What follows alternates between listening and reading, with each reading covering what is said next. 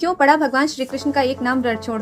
काल यवन को क्यों नहीं मार सकते थे भगवान श्री कृष्ण? आइए जानते हैं ये कथा। काल यवन शेषी रायण नाम के एक ब्राह्मण ऋषि और अप्सरा रंभा का पुत्र था, जो जन्म से ब्राह्मण और कर्म से असुर था। उसने जरासंध से मित्रता कर ली और मथुरा को चारों तरफ से घेर लिया। भगवान श्री कृष्ण यह जानते थे कि वह काल यवन को नहीं हरा सकते, क्योंकि उसे भगवान शिव का वरदान प्राप्त था कि वह अजेय होगा और उसे कोई भी सूर्यवंशी या चंद्रवंशी नहीं हरा सकेगा। इसलिए भगवान श्री कृष्ण ने काल यवन को यह संदेश भिजवाया कि सेनाओं को क्यों शामिल करना है, यह युद्ध केवल मेरे और तुम्हारे बीच होगा। काल यवन ने यह स्वीकार कर लिया। उसका भगवान से युद्ध होना शुरू हुआ और भगवान श्री कृष्ण अचानक युद्ध छोड़कर भागने लगते हैं और काल यवन उनके पीछे पीछे दौड़ने लगता है। भगवान श्री कृष्ण इसी तरह दौड़ते दौड़ते एक जंगल में पहुंच जाते हैं और उस गुफा में प्रवेश कर जाते हैं, जहां पे राजा मुकुचंद विश्राम कर रहे थे और गहरी निद्रा में सोए हुए थे। भगवान श्री कृष्ण उन्हें अपना वस्त्र उड़ा देते हैं। काल यवन उस गुफा में आता है और श्री कृष्ण के वस्त्रों को देखकर सोचता है कि यहाँ छुप कर बैठ गया है, अतः वह जोर से एक लात उन्हें लगाता है। तब राजा मुकुचंद्र की निद्रा खुल जाती है और उनकी आंखों के सामने आते ही वह भस्म हो जाता है, क्योंकि राजा मुकुचंद्र को यह आशीर्वाद प्राप्त था कि अगर उनकी निद्रा में कोई भी खलल डालेगा तो उनकी आंखों के सामने आते ही वह भस्म हो जाएगा।